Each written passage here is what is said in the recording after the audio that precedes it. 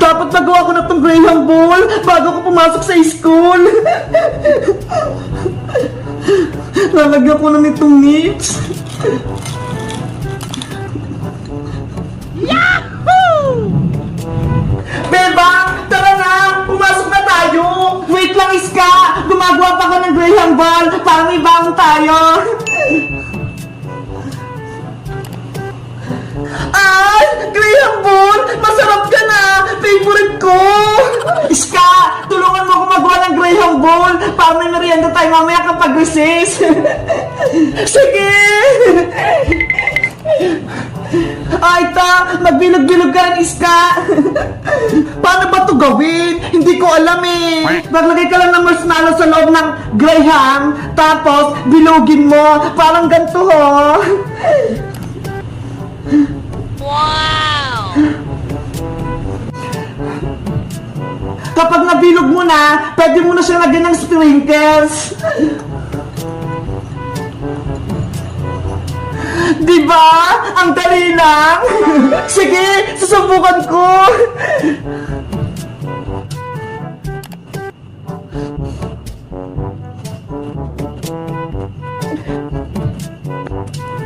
Ang saya pala maggawa nitong Graham Ball, parang naglalaro lang. Kaya nga eh.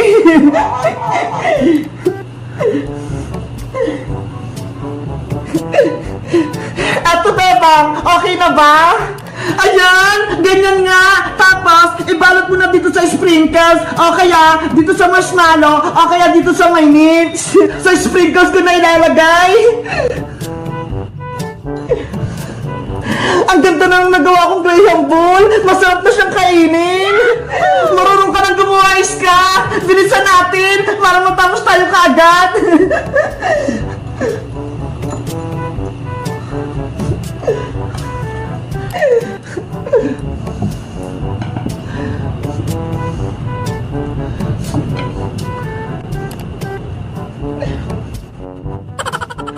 Gagawa naman ako ng Graham Balls, yung grapes yung nasa loob.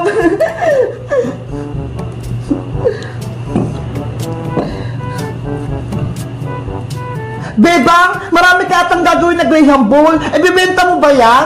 Hindi ya! Ipapamigay ko na to sa school, Iska, sa mga classmate natin at kay teacher. Pati ba si Princess? Bibigyan mo, Bebang?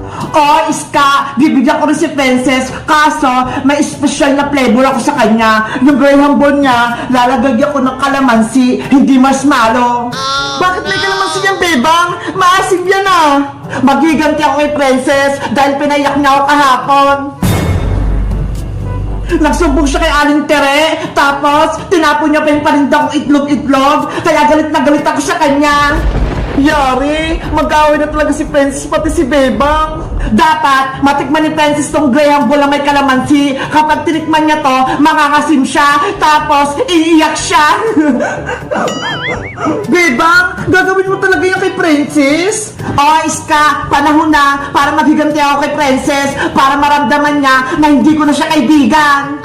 Ano ba yan? Mag-away na yung dalawang kaibigan? Lalagyan ko to ng maraming sprinkles para kunin ni Princess.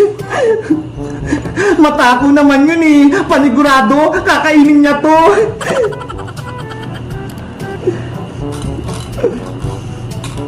Bebang, tapos na akong gumawa. Puno na yung nalagayan ko. Wait lang, Iska. Gagawa pa ako ng maraming Graham Ball na kalamansi para maraming makain si Princess.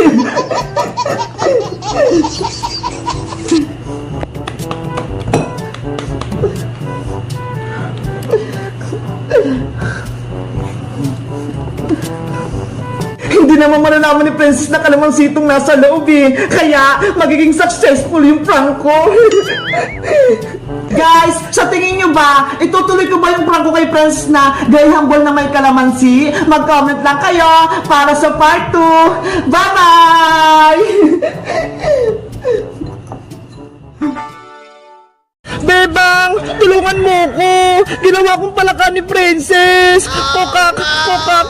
Kokak! Iska! Nandyan ako! Iniligtas kita! Ops! Huwag kang lalapit dito, Bebang! Pero princess, kukunin ko si Iska. Akin lang si Palakang Iska. Hindi mo siya pwedeng kunin. Princess, ayoko sa'yo. Ikaw na ang alaga ko, Iska. Hindi na kita ibibigay kay Bebang. Ang sama-sama mo, princess. Ginawa mo akong palaka. Ibalik mo ako sa dati. Kasalanan mo. Kung naging palaka ka, mas pinili mo pa si Bebang kaysa sa akin. Bebang, tulungan mo ko. Kokak. Kawawa naman si Iska. Rafaela, anong gagawin natin para bumalik si Iska sa pagiging tao? Wala akong magagawa, Bebang. Wala akong kapangyarihan. Dapat mabawi natin yung magic wand ko mula kay Princess.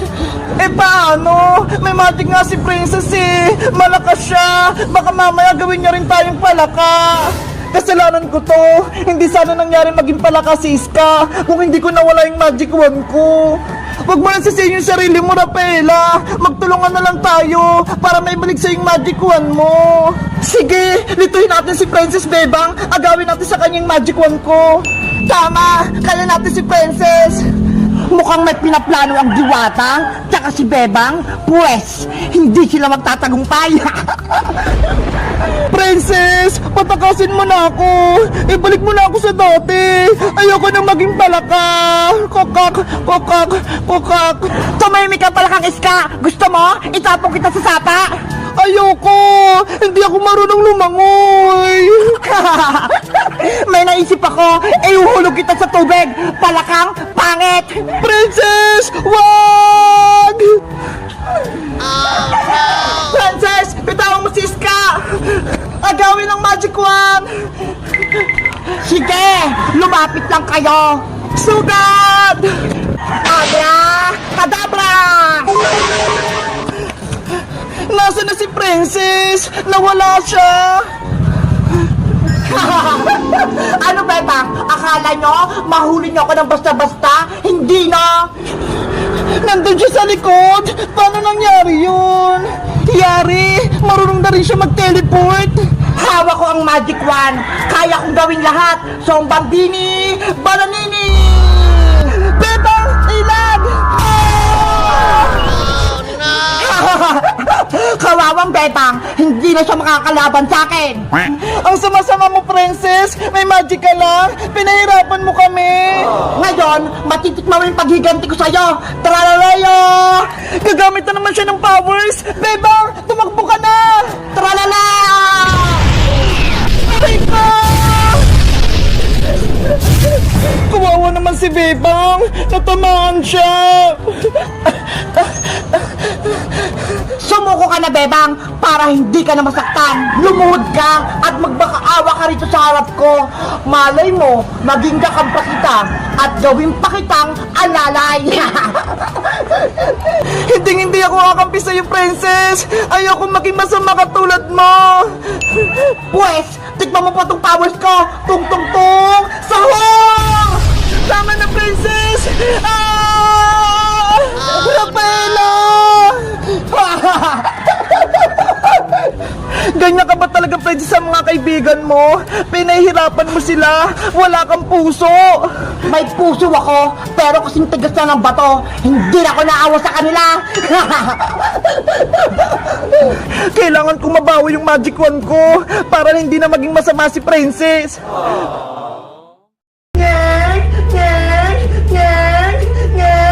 Yahoo! Nabilipad na kami! Big Bird, Happy Bird, Cutie Bird, kumapit kayong mabuti ha, para hindi kayo mahulog. Hala, sila Bebang, naglalaro. Princess, pumasok rito sa loob, maglalaro tayo. Sige! Yahoo! Ano yung nilalaro niyo, Bebang? Kunyari, sumasakay kami sa helicopter, lumilipad kami sa langit. Ang galing! Anong tawag din sa hawak kong umiikot? At yung tinatawag na paper pinwheel, umiikot siya gamit tong electric fan. Tingnan mo ho! Ang galing! Wow! Gusto ko din yan, Bebang! Gawin mo ko yun ng isa!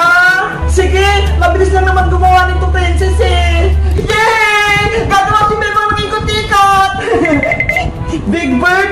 bird! Happy bird! Dito lang muna kayo ha! Gagawa lang ako ng paper pinwheel ni Princess! Ang cute-cute ng mga to! Princess, anong gusto mong kulay na ikot-ikot mo? Kulay blue o kulay red? Gusto ko yung kulay red, bebang! Okay! Ganito lang yung gagawin, Princess. Una, gumawa ka ng square, pero dapat makapal na papel yung gagawin mo para umikot. Ganun ba? Tapos, tupin lang yung papel sa gitna, tulad nito.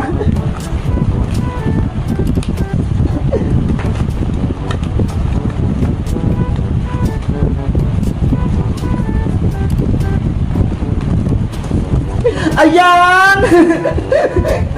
Ang susunod na gagawin, guntingin yung guhit hanggang sa gitna. Mag-ingat ka sa paggamit ng gunting, bebang ha, para hindi ka masugat.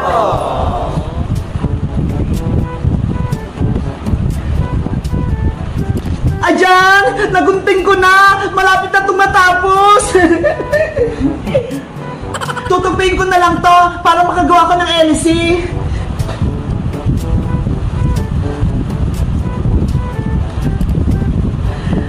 Ayan! Pwede na to! Lalagyan ko naman siya ng glue!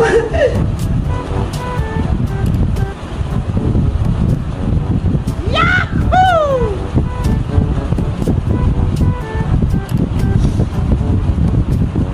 Tapos na pa yun, bebang! Last na lang! Itutusok ko tong pin sa gitna.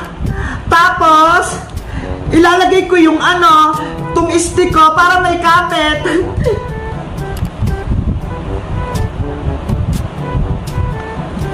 Ayan, Princess! Tapos na itong ikot-ikot mo! Ang galing mo, bebang!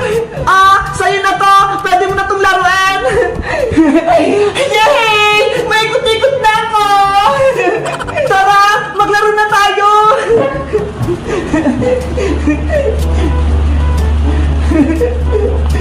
Hala! Ang galing! Ano ba yan? Hindi naman umikot yung sa akin! Bebang! Akin na lang muna yung electric fan mo, ha!